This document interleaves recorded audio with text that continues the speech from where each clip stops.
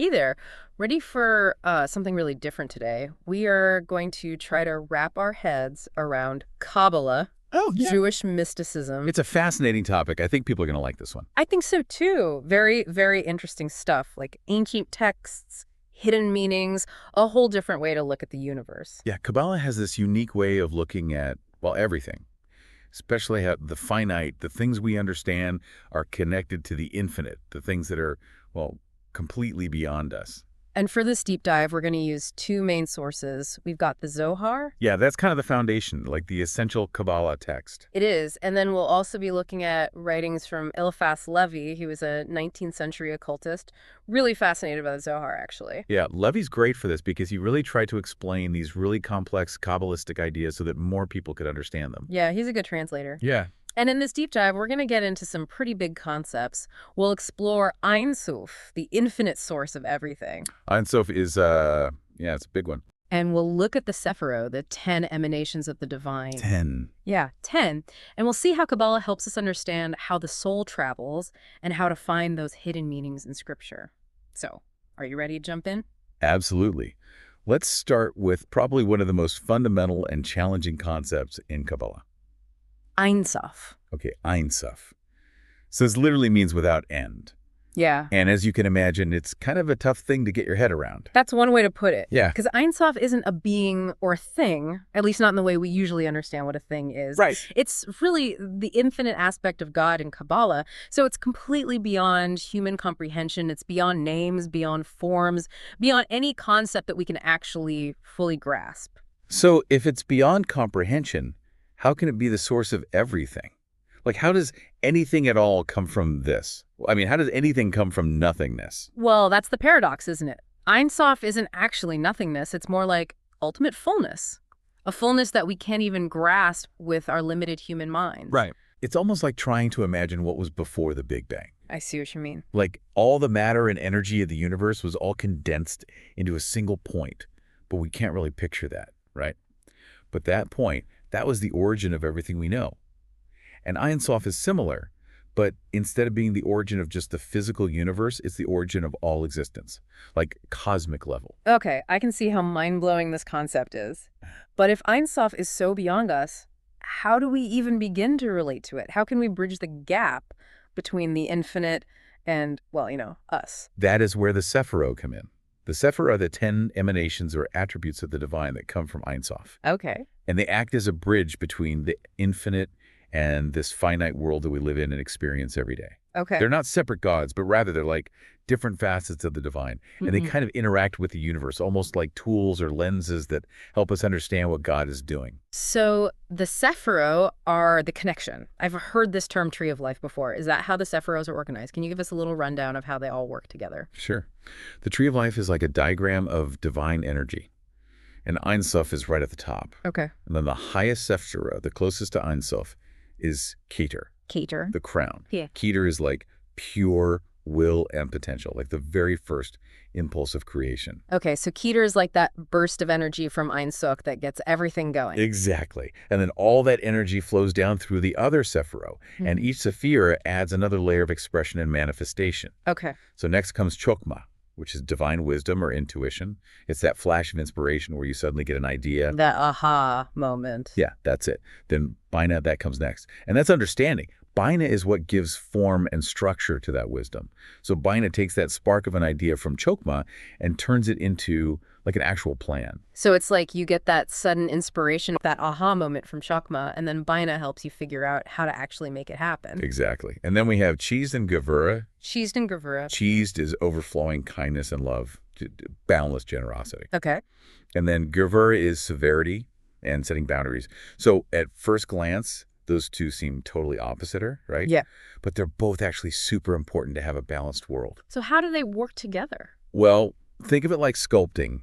You need a generous hand to add clay, but you also need a firm hand to chisel away what you don't need, to shape it into something beautiful and meaningful. That's a great way to put it. Yeah. So where does the balance between those two come in? Is there a Sapphira in the middle that kind of brings them together? Right in the center of the tree of life is Tiferet, Tiferet. which is beauty and harmony. It's the perfect blend of Cheese's boundless generosity and Gevurah's firm boundaries. I see. It's where compassion meets discipline. I like it. And from there, the energy keeps flowing down. And next we have Netzach, which represents persistence, overcoming obstacles, and the drive to keep moving forward, like no matter what. Netzach is that voice in your head that says, keep going, you got this. Yeah. Even when everything's going wrong. Yeah, it's that energy. Yeah. Then there's Hod Glory, which is about like recognizing your limits and refining your skills through practice. It's knowing when to step back and evaluate and say, okay, maybe I need to work on this some more before I move forward. So it's not about just pushing forward blindly. It's about recognizing that sometimes you need to stop and look at things and refine what you're doing before you move on. Right. Then you've got Yesod, Yes. which is the foundation. That connects the spiritual realms to the material world. Yeah. This is where all the actions from all the other Sephiroth come together Yeah. and ideas and dreams become real and tangible. So this is where our inspiration and hard work finally turn into something where things actually happen. Exactly. Yeah. And finally, at the bottom of the Tree of Life is Malkuth, which is kingship, which represents the physical world, what we live in. It's the culmination of all the Sephiroth's actions, like the final result of that initial burst of energy from Ein Sof. Wow. Okay. That's a lot to take in. But I think I'm starting to see how each Sephira plays a part in creation and how that divine energy from Ein Sof flows through everything. It's a lot, right? Yeah, it is. But where do we fit into all of this? That's where the idea of the soul comes in, which is where things get really interesting. Both the Zohar and Lévi talk about the soul as a spark of the divine, coming from Ein Sof itself. Whoa. So we're all carrying around a little piece of Ein Sof. That's a pretty amazing thought. It really is. It is. And the Zohar actually breaks down the soul into different levels to help us understand its complexity and potential. Okay, I'm hooked. Tell me more about these different levels of the soul. Like, what are they? The Zohar talks about 5 levels of the soul. It's kind of like a ladder. Oh, a ladder. Okay. And at the most basic level, you have Nefesh, which is the life force, that energy that animates all living beings. So it's like what keeps our hearts beating, lungs breathing. Yeah, exactly. The very essence of aliveness. Exactly. It's what we share with all creatures, Yeah. Plants, animals, everything that's alive. Right. So that's the common thread. What makes us alive, but what makes us, Yeah. Like our personalities, our emotions, that's got to be on a different level, right? Right. And that's Ruach. Cool. This is the level associated with your emotions, your personality, that inner sense of right and wrong. It's what makes you unique, what guides your choices, shapes how you experience the world. So Nefesh is like the operating system that we all share. Okay. And Ruach is the software that makes us all run a little differently. Gives us our unique little quirks. That's a great analogy. I like that. Now, the next level is Neshama. Neshama. And this is where things get really interesting. This is your intellect. The part of you that searches for understanding, for meaning, that yearning for something beyond just the material world. It's what pushes you to ask those big questions, explore spirituality, figure out what your place is in the grand scheme of things. So Neshama is what's making me want to learn about Kabbalah right now, trying to wrap my head around Ein Sof, the Sephiroth. Totally. It's that hunger, that need for deeper meaning. Exactly. Then we have Chaya, which is pure divine consciousness. And this is incredibly hard to experience while we're in our physical bodies. Oh, wow. It's like a tiny glimpse into that ultimate oneness that we're all ultimately searching for, just a taste of being completely merged with the divine source. That sounds almost impossible to even imagine. It really is. It does. But it makes me wonder if that ultimate unity is the goal. Why do we even separate from Ein Sof in the first place? What's the point of it all? Well, according to Kabbalah, that separation is necessary for growth. Okay. If we were always merged with the infinite, there would be no individuality, no chance for us to develop all those unique qualities or to make choices that shape who we are. So we need that contrast. Yes. The experience of being separate in order to really appreciate and understand the unity. It's like you don't really understand what light is until you've experienced darkness. Yeah, exactly. And finally, you have Yekida, the highest level. This is your truest essence, completely unified with Ein Sof. Pure, unadulterated connection to the divine. Okay, so that's incredible. But if the goal is to climb this soul ladder, so to speak, like what does that even look like? Do we do that in one lifetime? That brings us to the concept of the soul's journey. Through many lifetimes. The Zohar really emphasizes this point, that the soul doesn't just appear and then vanish, it evolves. Okay. Gathering experiences over many lifetimes. I see. Working to achieve that reunion with Ein Sof. So reincarnation is like a big part of Kabbalah? Yes, it's a central concept. Okay. But if we're trying to become one with the divine again, why do we keep separating? Like, why not just stay merged? Think of it this way. How can you really appreciate light if you've never known darkness? It's through those experiences of separation, those choices we make, the challenges we overcome, that we refine our souls and actually help to perfect creation. Okay, so it's not just about escaping this world, it's about improving it by improving ourselves. Exactly. I also want to touch on this idea of tikkun, Okay. like fixing things from past lifetimes. How does that fit into all this? Tikkun is like a core idea in Kabbalah. Yeah. It means repair or rectification. Okay. Like if you haven't quite learned a lesson in one lifetime or balanced some sort of karmic debt, Yeah. it carries over to the next until you finally achieve that harmony. So let me get this straight. If I was, say, a terrible gossip in a past life, I might be dealing with the consequences of that now and trying to learn to speak more kindly. Exactly. That's a pretty intense thought. It is a powerful idea. Yeah. But it also offers a lot of hope. It means you have the power to change your own destiny, heal yourself, and even the world around you by working through those past imbalances. And it all ties into how Kabbalah approaches interpreting Scripture. Ah, that makes sense. So how does Kabbalah approach Scripture? Both the Zohar and Eliphas Lévi talk about looking beyond the literal, and Lévi was really into symbolism, finding deeper meanings and messages. Right.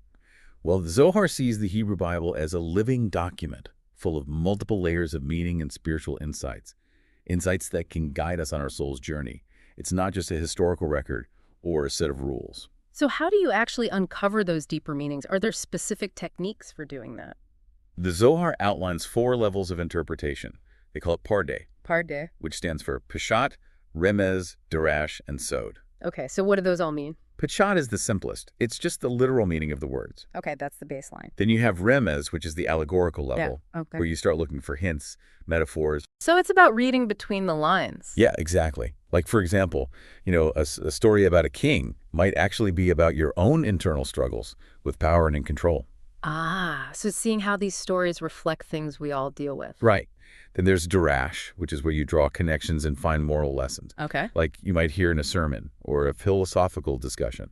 It's about extracting that wisdom and actually applying it to your own life. I see. So each level kind of builds on the previous one, Yeah, It gets deeper and more complex. I like that. What about Sod? That's the final one, right? Sod is the secret level, like the deepest, most mystical level of understanding. Oh, wow. It's not easy to access. It takes like deep study, meditation, and a certain level of spiritual intuition to really get it. That sounds almost like a secret code. It kind of is. Wow. So how do you even begin to unlock that level, the Sod level? Well, that's where the Sephiros come in again. Okay. Remember, each Sephira represents a specific quality or energy. And by contemplating those qualities and how they relate to each other, you can start to see those same qualities reflected in the text. Oh. And it can help you unlock those hidden meanings. It's like each Sephira is a key that opens a specific door in the text. So, like, if I'm really focusing on cheesed, that loving kindness, then maybe I would see that quality reflected in the actions of some biblical character or in the overall message of a passage. Exactly.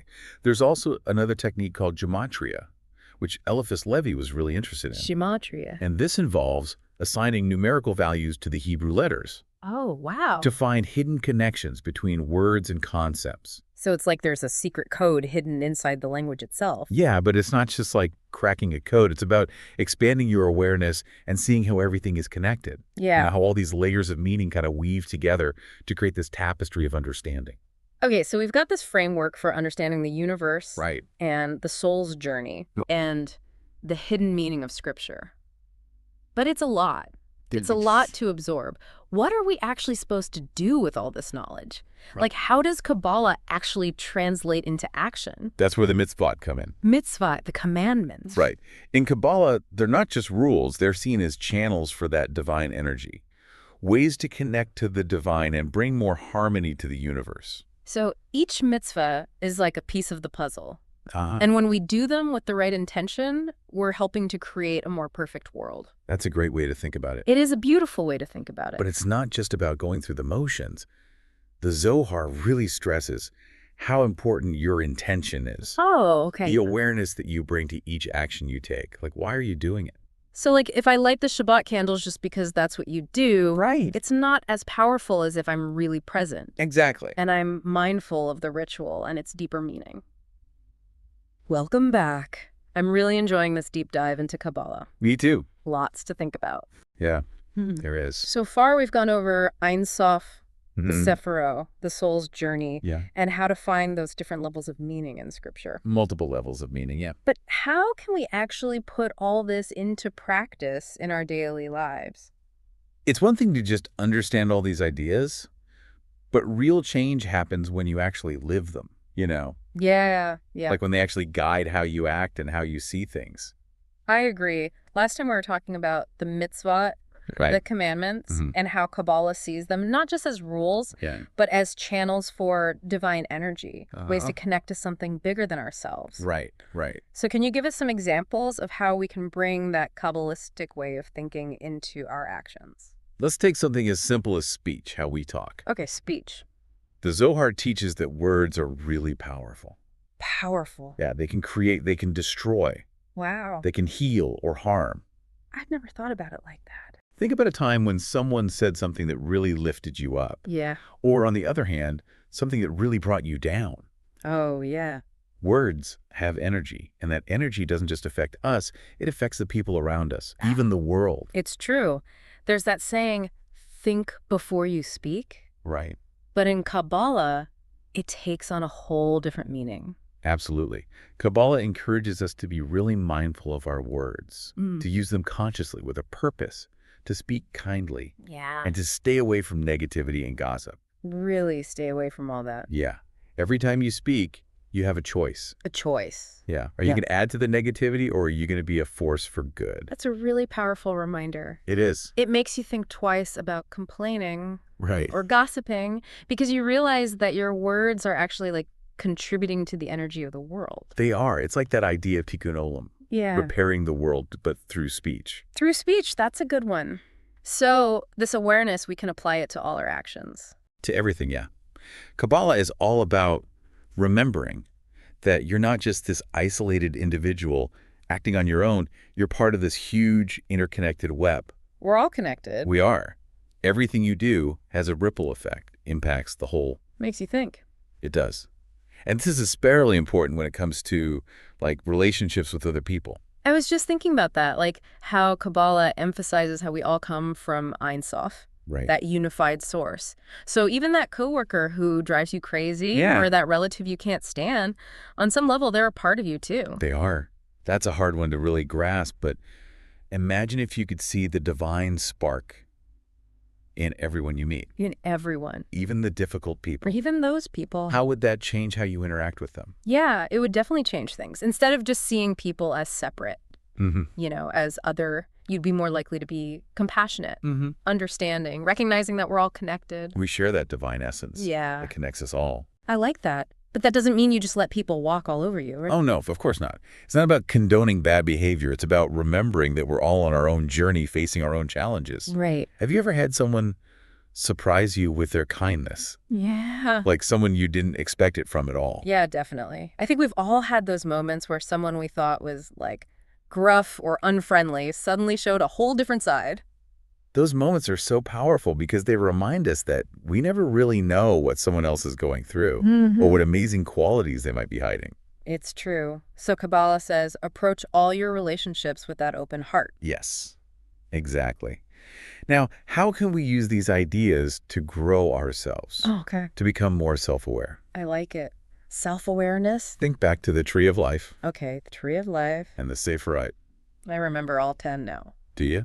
I think I do, yeah. Keter, Chokmah, Bina. Uh-huh. Cheesed, Gevurah, Tiferet, Netzach, Hod, Yesod, and Melkuth. Think I got it? You got it. Yeah. Well, the Tree of Life is kind of like a roadmap for personal growth. A roadmap. Oh, okay. Ask yourself, which Sephirot do I need to work on in my own life? Yeah.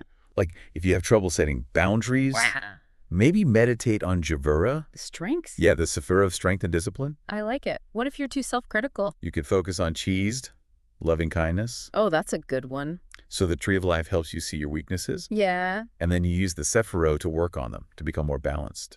Each Sapphira is like a teacher. Yeah.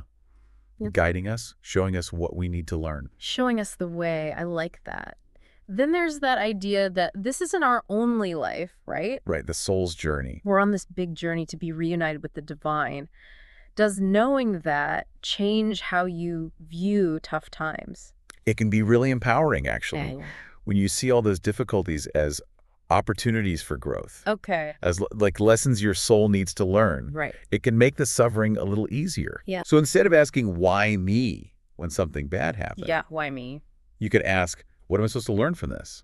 I like that. That's a good way to look at it. It changes your whole perspective. Yeah, it does. You see challenges not as punishments, but as chances to refine your soul, Right. to let go of old patterns Mm-hmm. and step into your purpose. And this ties into tikkun, right? It does. Yeah. You could say that every challenge is an opportunity for tikkun, Yeah. bringing yourself and the world closer to harmony. This deep dive has really given me a new perspective on things. Yeah. Kabbalah isn't just some mystical philosophy, it's a practical guide for living a better life. A more meaningful life. Yeah, a more fulfilling life, more connected. That's the beauty of it. It's not about running away from the world. It's about engaging with it, Engaging with it, yeah. but in a mindful way, Consciously. with intention. I like it. It's about seeing that divine spark in yourself, in others, in everything. In everything. And remembering that everything you do matters. Yeah. Every choice, Every word. every action, It all has an impact. it all contributes to the story of creation. That's beautiful. I think that's a perfect place to wrap up this deep dive. Yeah, I think so too. Thank you so much for joining us on this journey into Kabbalah. It's been fun. I hope you learned something new today. Yeah, I hope you're seeing the world in a new light. We'll see you next time on The Deep Dive.